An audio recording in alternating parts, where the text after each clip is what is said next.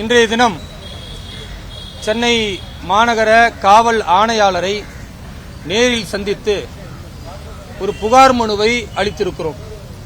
அந்த புகார் மனுவில் இந்த நவம்பர் 16ஆம் தேதி எஸ்டிபிஐ என்று சொல்லக்கூடிய பயங்கரவாதத்தை ஊக்குவிக்கிற ஒரு கட்சி எக்மூர் காவல் நிலைய சரகத்திற்கு உட்பட்ட இடத்தில் நடத்திய ஒரு பொதுக்கூட்டத்தில் 2 கோரிக்கைகளை முன்வைத்து அவர்கள் பேசியிருக்கிறார்கள்.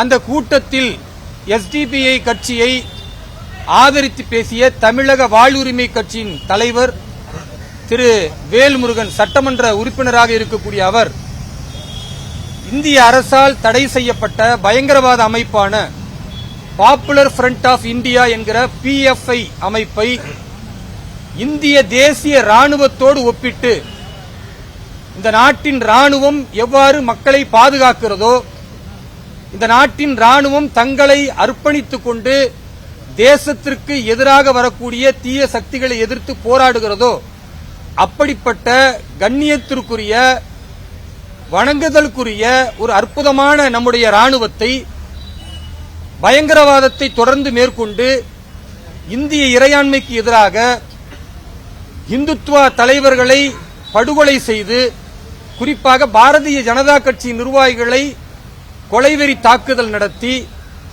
பல்வேறு வழக்குகளில் கைது செய்யப்பட்ட எஸ்டிபிஐ பாப்புலர் ஃப்ரண்ட் ஆஃப் இந்தியா என்கிற இந்த பயங்கரவாத அமைப்பும் தீவிரவாதத்தை ஊக்குவிக்கக்கூடிய இவர்களையும் இந்திய ராணுவத்தோடு பகிரங்கமாக வேல்முருகன் பேசுகிறார். இன்றைக்கு பாப்புலர் ஃப்ரண்ட் ஆஃப் இந்தியா என்கிற பயங்கரவாத அமைப்பை பேசுவதன் மூலம் அங்கு இருக்கக்கூடிய இளைஞர்களை தீவிரவாதத்தின் பக்கம் வெளிப்படையாகவே மூளைச்சலவை செய்து உருவாக்குகிறார்கள். மத்திய அரசை எதிர்ப்பதற்கு, கல்லெறிவதற்கு, மத்திய அரசின் மீது கடும் தாக்குதல் தொடுப்பதற்கு இஸ்லாமிய இளைஞர்களை மூளைச்சலவை செய்கிறார்கள். இப்படி மூளைச்சலவை செய்யப்பட்ட இளைஞர்கள் தான் அந்த கூட்டத்திற்கு பிறகு நெல்லை மேலப்பாளையத்தில் இதே எஸ்டிபிஐ தலைவர் திரு நெல்லை முபாரக் அவர்கள் இருக்கக்கூடிய அந்த வீட்டு அருகில் இருக்கிற 2 இஸ்லாமியர்கள் அமரன் திரைப்படத்தை எஸ்டிபிஐ எதிர்த்து போராடியது என்பதற்காக, தங்களின் வீரத்தை காட்டுவதற்காக வேல்முருகன் போன்றவர்கள் பயங்கரவாதத்தை ஆதரித்து பேசுவதனால் மூளைச்சலவைக்கு உள்ளான அந்த 2 இளைஞர்கள் பெட்ரோல் பாம் தயார் செய்து இரவோடு இரவாக சென்று நெல்லை மேலப்பாளையத்தில் இருக்கிற அந்த திரையரங்கில் பெட்ரோல் பாம் அடிக்கிறார்கள். நல்லவேளை அங்க எந்த உயிரிழப்பும் நடக்கவில்லை. காவல்துறையினர் அவர்களை உடனடியாக கைது செய்கிறார்கள், விசாரிக்கிறார்கள்.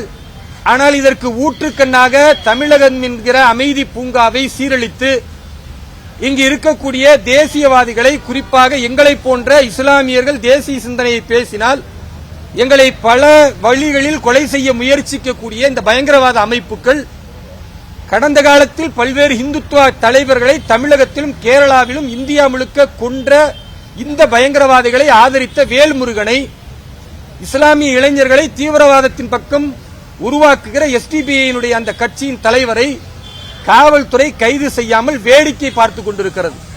16ஆம் தேதி இந்த சம்பவம் நடக்கிறது. நான் அன்றைக்கு மகாராஷ்டிரா மாநிலத்தினுடைய தேர்தல் பிரச்சாரத்திற்காக பாரதிய ஜனதா கட்சியின் சார்பாக அங்கு இருந்தேன். 17ஆம் தேதி தந்தி தொலைக்காட்சியில் இதை பார்த்துவிட்டு என்னுடைய ட்விட்டர்ல தமிழக முதலமைச்சர் அவர்களுக்கும் தமிழக காவல்துறை தலைவர் அவர்களுக்கும் இதுபோன்ற பயங்கரவாதத்தை ஊக்குவிக்கக்கூடிய இவர்களை உடனடியாக கைது செய்ய வேண்டும் என்று கோரிக்கை வைத்திருந்தேன். ஆனா காவல்துறை எந்த நடவடிக்கையும் எடுக்கல. பிறகு 20ஆம் தேதி மகாராஷ்டிரா போலிங் முடிஞ்சிருச்சு. 21ஆம் தேதி அதே எக்மூர் காவல் நிலையத்திற்கு வந்து ஒரு புகார் மனு கொடுத்து இந்த பயங்கரவாதத்தை வெளிப்படையாக ஆதரிக்கிற திரு வேல்முருகனையும் நெல்லை முபாரக்கையும் உடனடியாக காவல்துறை கைது செய்ய வேண்டும். இவர்களுடைய இந்த பேச்சினால் பல இளைஞர்கள் தீவிரவாதத்தில் ஈடுபட்டு இருக்கிறார்கள். NIA பரிசோதனையின் மூலமாக இந்த எஸ்டிபிஐ கட்சியினுடைய நிர்வாகிகள் வீடுகளிலிருந்து பல்வேறு தேச விரோத ஆவணங்கள் எடுக்கப்பட்டிருக்கிறது. எஸ்டிபிஐ மாநில தலைவர் திரு நெல்லை முபாரக்கின் வீட்டிலும் கூட NIA பரிசோதனை நடத்தப்பட்டிருக்கிறது என்ற தகவலை எல்லாம் சொல்லி உடனடியாக நீங்கள் இவர்களை கைது செய்ய வேண்டும் என்று புகார் மனு கொடுத்தா அந்த காவல் ஆய்வாளர், அசிஸ்டன்ட் கமிஷனர் எல்லாம் சொல்றாங்க, நாங்க இந்த புகார் மனுவை எடுத்துக்க முடியாது, எஃப்ஐஆர் போட முடியாதுன்றாங்க. சரி, நீங்க எஃப்ஐஆர் போடலனாலும் பரவாயில்லை, நான் புகார் மனு கொடுத்ததற்கு சிஎஸ்ஆர் என்று சொல்லக்கூடிய அந்த மனுவை பெற்றுக்கொண்டேன் என்பதற்கான அக்னாலஜ்மெண்ட் கொடுங்க என்று கேட்டால் அதுக்குமே காவல்துறை உயரதிகாரிகள் சொல்லிவிட்டார்கள், நாங்க அதையும் தர முடியாது.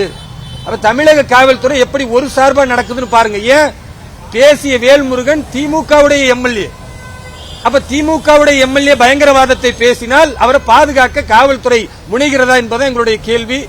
பிறகு 1 மணி நேரம் அந்த காவல் நிலையத்தை விட்டு நான் அகல மாட்டேன், நான் புகார் மனு கொடுத்ததற்கு எனக்கு ஏதாவது நீங்கள் தர வேண்டும் ஆதாரத்துக்கு சொன்ன பிறகு 1 மணி நேரத்திற்கு பிறகு நான் கொடுத்த அந்த கம்ப்ளைண்ட்ல ரிசீவ்டு காப்பின்னு சொல்லி அந்த காவல் நிலையத்துடைய எஸ்ஐ ஒருத்தர் முத்திரை அடிச்சு சைன் பண்ணி கொடுத்தார்.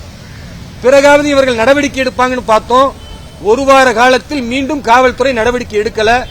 அதனால் இன்றைக்கு சென்னை மாநகரத்துடைய கமிஷனர் அவர்களை நேரில் சந்தித்து இன்றைக்கு பிஎஃப்ஐ என்ற பயங்கரவாத அமைப்பை பேசியவர்கள் நீங்கள் நடவடிக்கை எடுக்காவிட்டால் வெளிப்படையாக நாளைக்கு ஐஎஸ்ஐஎஸ் தீவிரவாத அமைப்பை ஆதரித்து பேசக்கூடிய சூழலை இந்த எஸ்டிபிஐ கட்சியும் இங்க இருக்கிற வேல்முருகன் போன்றவர்களும் உருவாக்குவார்கள்.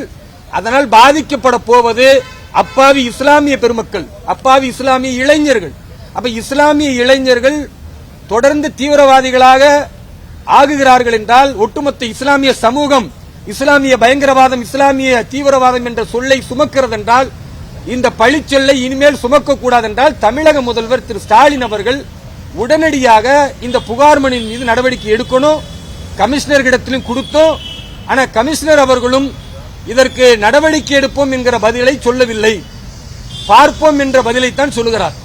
அப்ப தமிழக காவல்துறை இப்படி நடவடிக்கை எடுக்காமல் இருந்தால் வேறு வழி இல்லை, நாங்கள் நீதிமன்றத்திற்காவது செல்ல வேண்டும் என்ற நிர்பந்தத்தை தமிழக முதல்வர் உருவாக்குகிறார் என்பது வெளிப்படையாக நாங்கள் சொல்லிக் கொள்கிறோம். இங்கு காவல்துறை என்பது பயங்கரவாதத்தை திமுகவினரோ அல்லது திமுக ஆதரிக்கக்கூடிய இஸ்லாமிய அமைப்புக்குள்ள பேசினால் அதை ஆதரிக்கிறார்கள். வெளிப்படையாகவே திமுகவை ஆதரிக்கிற திரு ஜவாஹிருல்லா எம்எல்ஏவாக இருக்கிறார்.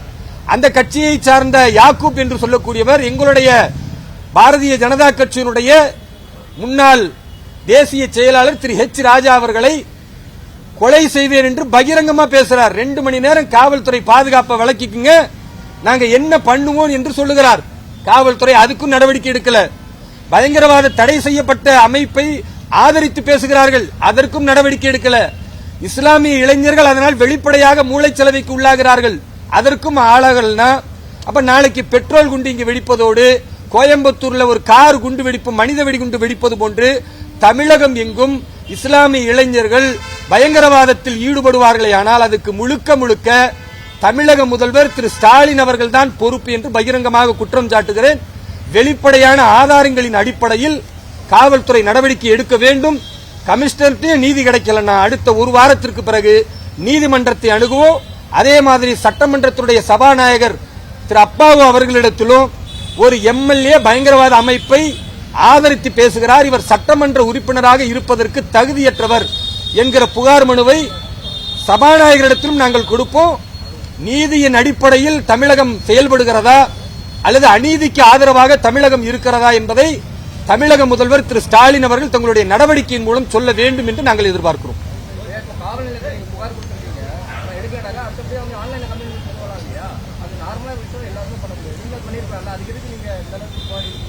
நல்லா நீங்க புரிஞ்சுக்கணும், ஆன்லைன்ல கம்ப்ளைண்ட் கொடுப்பதை விட நேரடியாக கம்ப்ளைண்ட் கொடுப்பதுதான் மிக முக்கியமானது. நாங்க நேரடியா போய் கம்ப்ளைண்ட் கொடுத்திருக்கிறோம். காவல் நிலையத்தில் கம்ப்ளைண்ட் கொடுத்தா ஒரு புகார் மனுவுக்கு அக்னாலஜ்மெண்ட் கொடுக்க மாட்டேன்னு சொன்னா இது எங்கெங்க முறை? இது எங்கேயாச்சும் நடக்குமா? இப்படி இந்த அநியாயம் தமிழ்நாட்டை தவிர வேற எந்த காவல்துறை செய்யும் நீங்க நினைக்கிறீங்க? இவ்வளவு பெரிய அநீதி நடக்குது. இன்றைக்கு கூட பேசிய பிறகு சரி உங்களுக்கு நான் அக்னாலஜ்மெண்ட் தர சொல்றேன் அப்படின்னு கமிஷனர் சொல்றாரு, எஃப்ஐஆர் போட சொல்றேன்னு சொல்லல. இதுதான் நிலைமை. அப்ப தமிழக காவல்துறை இந்த மாதிரி பயங்கரவாதிகளை ஆதரித்தால் நாளைக்கு எங்களுடைய சமூகம் பாதிக்கும், எங்களுடைய இஸ்லாமிய இளைஞர்கள் பாதிப்பாங்க, நாளைக்கு ஒட்டுமொத்த சமூகமும் மிகப்பெரிய அச்சுறுத்தலுக்குள்ளாகும். இது சும்மா போற போக்குல கிடையாது. இதனுடைய பாதிப்பு எங்கு பார்த்தாலும் இஸ்லாமியர்களுக்கு வீடு தர மாட்டேங்கிறாங்க, இஸ்லாமிய மக்களுக்கு பெரிய பெரிய நிறுவனங்கள்ல வேலை கொடுக்க மாட்டாங்க.